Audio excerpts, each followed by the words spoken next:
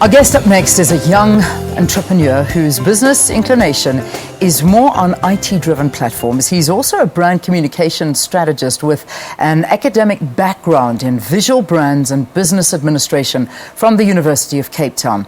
Daniel Thebe went on to start businesses including an online streaming platform, a township film festival that showcases South Africa's upcoming filmmakers, and a smartphone, just to mention a few of his ventures.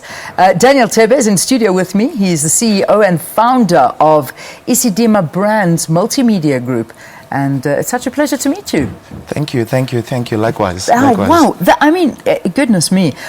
Having one of these things and achieving them is great. But the list that I was just reading is so impressive. And at such a young age. And you know what? As you're reading it, I'm thinking, okay. That's not bad. Okay, that's not bad. Yeah. Wow, I was not keeping track of that.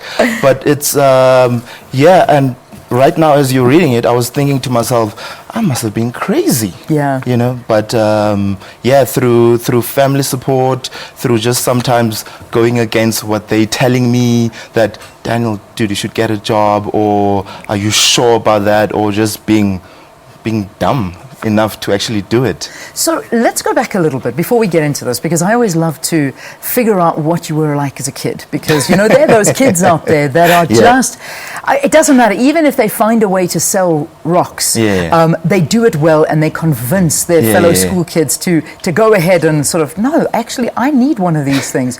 Were you a little business guy walking around always thinking of new ideas? I was. So in Khayelitsha, where I grew up in Cape Town, right?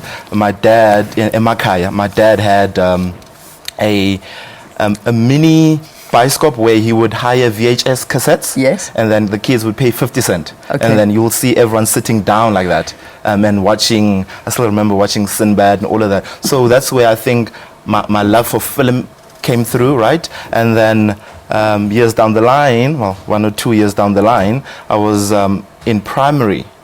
I don't know if I can say this, but I was selling condoms. Wow. I was like 9 or 10, right? You were 9 or 10 selling but condoms. I was stealing them from my brother, my older brother, right? Okay, I know he's watching, so yeah. But I was stealing them, and after a while, I had them at school, and the guys were like, I'll give you that for R1. And I'm like, oh, okay.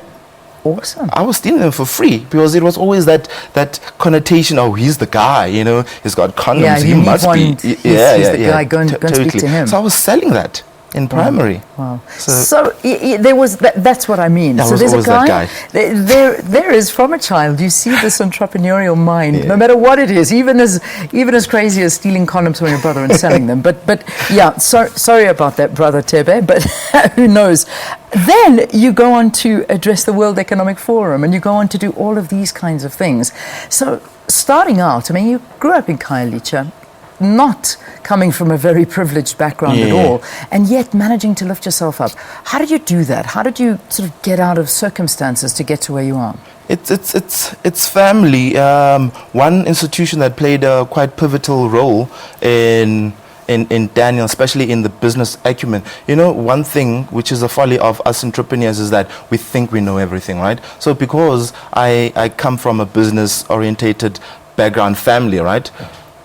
It has always been the case that, no, I know that, and what I know that. So around 2009, 2010, I actually told myself I actually need to formalize all of this. So that's when I actually enrolled in the Raymond Ackerman Entrepreneurship Academy, the RAA, so which actually just formalized everything. So that's actually through UCT. So that's actually where everything got formalized. That's when I could just read balance sheets. Okay, cool. That's when there's something that they teach us. One of the modules is called Seeing the Leaves, right? Which is, okay, you can open up a spaza shop, a tavern, hair salon, all the generic businesses, but what about the next 10 years? What about the next 15 years? How do you see around the curve? So that's where the IT, the brand, everything got formalized there. You know, just asking yourself, okay, where is the world moving to? Because here in South Africa, especially if we don't travel, we live in a very secluded life, and we think that Cape Town is the world. We think that Joburg is the world. I've met people here in Joburg who've never been to Cape Town. Yeah. And to them, it's like, do they have a foreign currency there? Yeah, yeah. You know? it's a different place, but that's the reality. And I mean, it's the everybody says that there is no better education in the world than traveling and exposing yourself to the rest of the world. Unfortunately, not many people are fortunate enough to be able to get on a plane and fly to another country. But, luckily enough we are. But I have a look and see at the kind of things that you're doing, and you're always saying stay ahead of the curve. And being involved in the industry that you're in, it's almost very difficult to be ahead of the curve. When it comes to media, when it comes to technology, you sleep tonight and tomorrow there's something brand new and yesterday's thing is almost outdated. How do you stay ahead of that curve? One thing I love what you just said, it's very difficult but not impossible. Yeah. Right? So once again, where I graduated, which is the Raymond Ackerman Academy, we were always taught that if you are brave enough, if you are willing to sacrifice everything you have, which is I have done, like for example the smartphones, the billboards and all of that, if you are willing to not eat for the next week or whatever the case, I'm sure you'll die, but so if you are willing to be that brave, to have that tenacity, right, go for it. I'm like, for example, with us, we literally had to sell all our billboard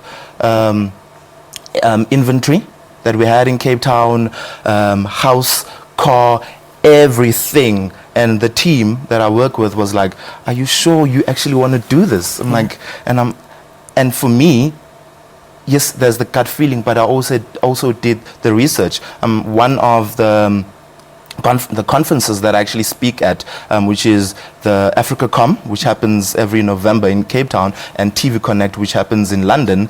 That's where you get to research. Because I'm a speaker, you get to meet all these important players, and they're like, Daniel, Africa is the gold mine. Africa is the gold mine. And if you're sitting in Cape Town or Johannesburg, wherever the case is, or Zanzibar, and you're saying that Africa is not the gold mine, but everybody else is saying that Africa is the gold mine, just close your eyes, jump in, and just do it. Yeah, it's a big thing, and I mean, we often say that is that why do other people see opportunities on the continent, and yet we live here and don't see those opportunities? If you go into a market that's already saturated, that already has high competition, like for instance going into the States, I mean, it's difficult to succeed there because there's so much. Here, however, there's so much to do.